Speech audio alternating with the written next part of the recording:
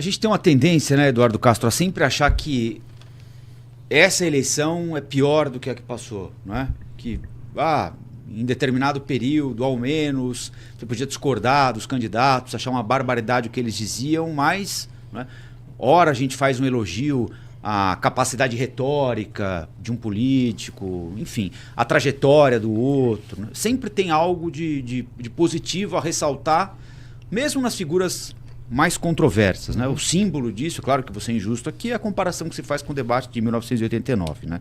Quando até os nanicos eram, enfim, personagens que tinham algum reconhecimento em um determinado segmento da sociedade ou representavam uma parcela, mesmo pequena, da população, né? Mas dessa vez aqui, hoje eu assisti o debate, enfim, é minha obrigação assistir, né? Mas eu confesso que eu falei, eu assisti, aí depois eu cheguei em casa, a Marcela, minha mulher, estava assistindo, aí eu, enfim, parei para assistir, né? Eu fui ficando irritado. Sabe o que parecia que eu estava assistindo? O jogo do Corinthians. E foi me dando aquela irritação. De sabe fato, aquela coisa? O momento não é bom. Né? Vai te dando aquela irritação. Eu fui ficando irritado. Eu falei, porra, eu vou parar com isso. Entendeu? Sobre isso que você falou, eu lembrei de uma frase que a gente já ouviu em Brasília algumas vezes. Certamente você também, Uriah também, mas para quem não tem ouvido, do Ulisses Guimarães, que é o nome do plenário, inclusive. Né? Presidente do Congresso presidente da Câmara durante a Constituinte. Perguntaram para ele, doutor Ulisses, mas esse Congresso Nacional é muito ruim. Aí ele disse assim, isso porque você ainda não viu o próximo. Então, acho que aqui sempre a gente corre o risco dessa lógica. Eu vou pegar a única coisa que me agrada nesse conjunto de candidatos para a Prefeitura de São Paulo especificamente. A gente fala para o mundo inteiro na internet, mas isso servirá também para outros lugares certamente. São jovens, dos 6 que a gente viu ali, 5 não tinham 50 anos, e o único que tem 1 ou 2 mandatos e também não é uma figura da política, vamos chamar, em larga escala. Essa eu acho que é uma... Porque a gente sempre ouve, mas são sempre os mesmos, Sim. Eu não quero votar porque... Tá aí, é tudo novidade. Aqui em São Paulo não tem desculpa para não ir votar. Eu já fui daqueles que também achava que meu voto não valia, então eu não ia votar. Até que hoje a gente vê que há grupos organizados, que se você não for lá, eles vão lá e votam. Então você tem, principalmente no parlamento, né? Câmara Municipal, nesse caso nosso aqui nessa eleição, se você deixar o buraco, algum grupo organizado vai botar um tonto lá, um idiota lá, uma estúpida lá, ou alguém que seja tudo isso junto e ainda vai fazer o serviço para ele. Então acho que aqui em São Paulo a gente tem essa situação que é o bom. Agora o ruim eu deixo para vocês. Eu posso falar o ruim. O ruim eu falo, não tem nem problema. Eu sou o único aqui. O Castro levantou a bola, você corta agora. Não, mas eu sou o único aqui que eu também não sou jornalista, eu sou analista de política, então até para isso eu tenho um pouco mais de liberdade para me expressar. Eu acho que em todos os debates, e eu gostei bastante desse termo, né? Você é o Padre Kelmon dessa edição. Inclusive aqui fiquei sabendo que foi o Eduardo que... Não, eu junto com 500 mil outras pessoas, eu tive essa mesma ideia no debate da Band.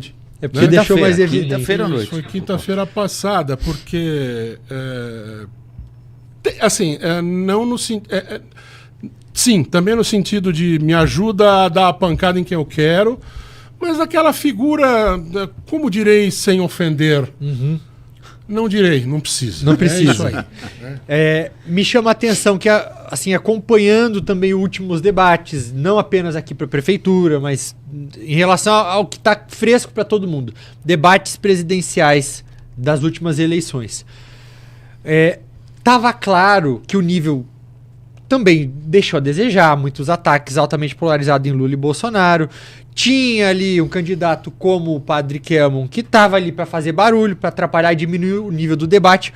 Mas aqui o que me chama a atenção é que fica muito claro quem faz isso e o nível com que ele faz isso. Então, a capacidade do Pablo Marçal de conseguir pegar uma régua que não deveria ser naturalmente muito alta antes dele, mas conseguir colocar ela no chão de tão baixa que virou por conta de um movimento que ele fez, isso, pra mim, é assustador. Então, como ele conseguiu baixar o nível de todos. Como é que se enfrenta alguém que vai com esse ânimo para uma disputa eleitoral? Porque, enfim, eu já vi gente aqui no chat dizendo: vocês estão fazendo o que ele quer falar dele. Bom, não há como não falar, porque jornalisticamente é um fato. Ele tem 14% das intenções de voto, dependendo do instituto. Ele é, tecnicamente, hoje o terceiro colocado. No mínimo empatado, né? Exato, no mínimo empatado. Então, assim, e era alguém que até um mês o público da internet conhecia, né? E não mais do que isso.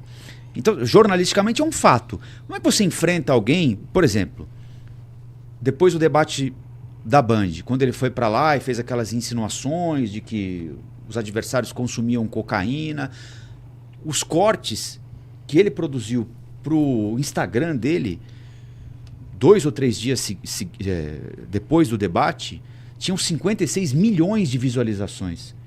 56, São Paulo tem 10 milhões de eleitores, 9 e qualquer coisa. Então, é claro, uns espinafrando, outros elogiando, mas assim, só se fala no Pablo Marçal. Né? Hoje essa história por exemplo, a gente estava comentando a história da carteira. Aí o Boulos se irrita e tenta arrancar, provavelmente era o que ele queria, né? Mas como reage? Ignora? Devolve na mesma moeda, finge que não está vendo. Eu confesso que eu não sei. Olha, eu imagino, claro, o fato a fato, né? Ali provavelmente aquela carteira, se o Boulos pegasse, ele ia querer abrir para não tinha nada e tinha lá 200 mil registros. Isso vai acontecer outras vezes. O que deve baixar um pouco essa bola da pancadaria pela pancadaria é que outros debates vão acontecer. E não é só debate. Primeiro na televisão aberta, fechada, enfim, num grupo grande como a Bandeirantes, que distribui por vários canais. Depois foi no Estadão, com outras empresas que não têm a TV aberta. Mas daqui a pouco vai ter na Associação Comercial, vai ter no Clube não sei das quantas, vai ter no Rotary, porque sempre tem. E aqui nesses focos, não adianta sair com... Nesses tipos de debate, esse tipo de negócio não vai funcionar. Não vai funcionar porque a plateia que está ali quer ouvir propostas. Mas aí ele não faz o corte da internet? Eu ia não perguntar dá isso. 56 milhões de views? Não acho que ali vai começar a ter espaço para os outros fazerem cortes. Porque daí alguém vai perguntar, pegando o Pablo Marçal especificamente, tá bom, mas quanto é que vai custar o teleférico? Que ele falou que vai encher a cidade de teleférico. E usa como exemplo La Paz, que é a cidade mais alta do mundo, né? E que tem vales. Então, eu até entendo. Mas, enfim, não entendi, candidato. Quantas vão ser? Como é que vai ser? Não tem como fazer isso na cidade de São Paulo sem licitação. Quanto tempo vai levar? Quantos vão ser os setores? Quanto vai custar? E aí vai começar a gerar corte para o outro lado. O que não vai, na minha opinião, combater o corte do Marçal, mas... Talvez vai espalhar, vai espalhar pela internet um outro tipo de coisa que mostra que não é só na violência verbal ou na indignação exposta que se faz um candidato. Porque aqueles que gostam disso já estão impactados. Já estão, desde o primeiro dia. Eu vejo que ele pega diversos elementos de outros líderes que possuem características que ele admira. Então... Extrema-direita. Exato. Pronto. No caso do Trump... Eu tô de férias, eu tô falando assim. Depois eu paro. No caso do Trump, ele pega, por exemplo, a gente viu aquele debate do Trump com o Biden. O Trump contou 3 vezes mais mentiras do que o Biden. Fake news, de acordo com as agências de checagem. Então ele é uma pessoa que não tem nenhum tipo de barreira que ele impõe pra falar. Ele vai inventando e vai falando e não importa o que for. Ele fala. Aí ele pega outro elemento de outro. O que ele pega? Do Milei. O Milei, a cada 2 frases, uma era carajo. E ele não tem o menor problema de também falar esse tipo de termo ali num debate, baixando a regra, mais uma vez, né? Pra tentar criar algum vínculo com a pessoa que tá em casa. que volta a ter aquela ideia de que, olha lá, pelo menos ele fala o que ele pensa. Isso, que é mesmo, mesma coisa que o Bolsonaro fazia também lá atrás. Espontaneidade. Eu tenho dúvida de quando que a espontaneidade permite falar coisas que não são verdade, ou dizer coisas que são absurdos sobre outros pontos de vista, como falta de educação, de respeito pelo debate, mas enfim, é aqui que estamos. Tá até o boné dele, né? O MAGA, o Make America Great Again, né? Que é o boné. O Trump faz discurso de boné.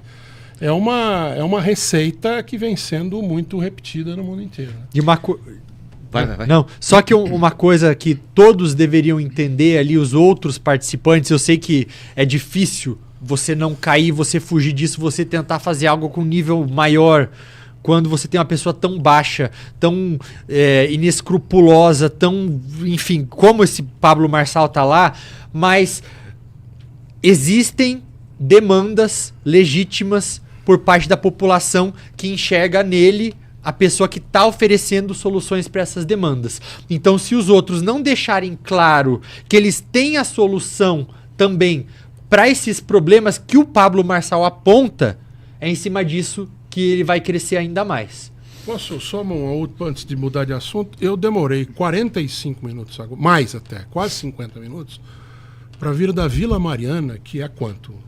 4, 5 quilômetros daqui. Nós estamos na Berrine, né? Na zona do Brooklyn. E também não é na Berrine, lá no fundo, perto do Morumbi, não. É aqui no meio. Não se fala de trânsito. Você está falando de teleférico, estamos falando de máfia do transporte público, PCC, que não seja para discutir. Uhum. Mas os problemas da cidade propriamente, que o prefeito e a Câmara Municipal, e só eles podem resolver, não se estão tratando. Se está falando de segurança pública, que é uma preocupação de todos, mas cá entre nós, o papel do prefeito é esse aqui na segurança pública. O maior de todos é do governo do Estado e um acessório cada vez maior é do governo federal. Isso é para discutir daqui 2 anos, como solução para problemas fundamentais. Eu quero saber como é que eu vou conseguir fazer de novo, chegar aqui no horário, coisa que eu cheguei 6 minutos atrasado, mesmo saindo quase 1 hora antes. Esse eu acho o grande drama da campanha, não só dessa aqui, de todas elas. É muito pouco tempo para a campanha. Eu sempre invejei as campanhas nos Estados Unidos, o Eduardo Castro morou lá há muito tempo, as prévias, que exigem que os pré-candidatos comecem a apresentar suas propostas para o país 2 anos antes da eleição. Eu acho que todo tempo é tempo para fazer campanha eleitoral, todo tempo é tempo para discutir, sim, para atacar o adversário, para apontar fragilidades, mas todo tempo é tempo para discutir. Essa bobagem que a gente tem aqui de ter de ficar fingindo que alguém não é candidato, aqui tem um negócio chamado pré-candidato. Uma babaquice. A campanha vai começar agora sexta-feira. Hoje não é campanha? Então, 1 mês e meio para o primeiro turno e a gente não sabe absolutamente nada sobre o que os candidatos pensam para administrar uma das maiores cidades do mundo. Nada, absolutamente nada. A gente não sabe o que eles pensam para o trânsito. Mal e mal, uma ou outra resposta genérica sobre Cracolândia.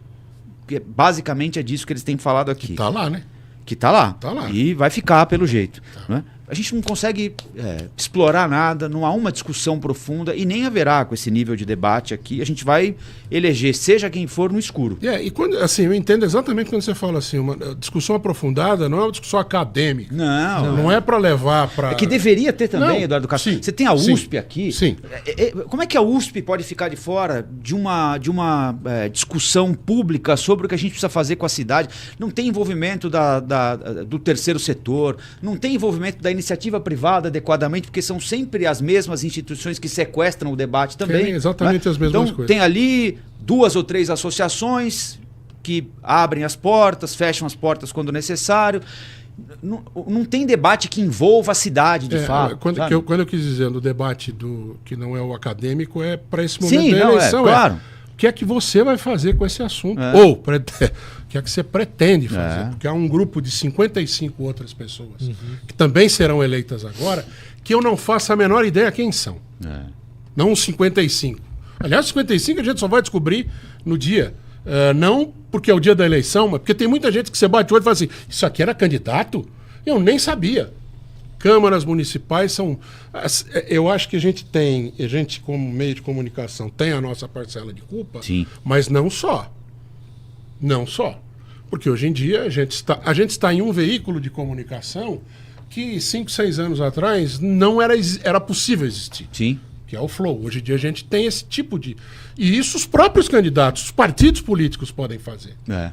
Eles têm que criar esses espaços para apresentar suas propostas.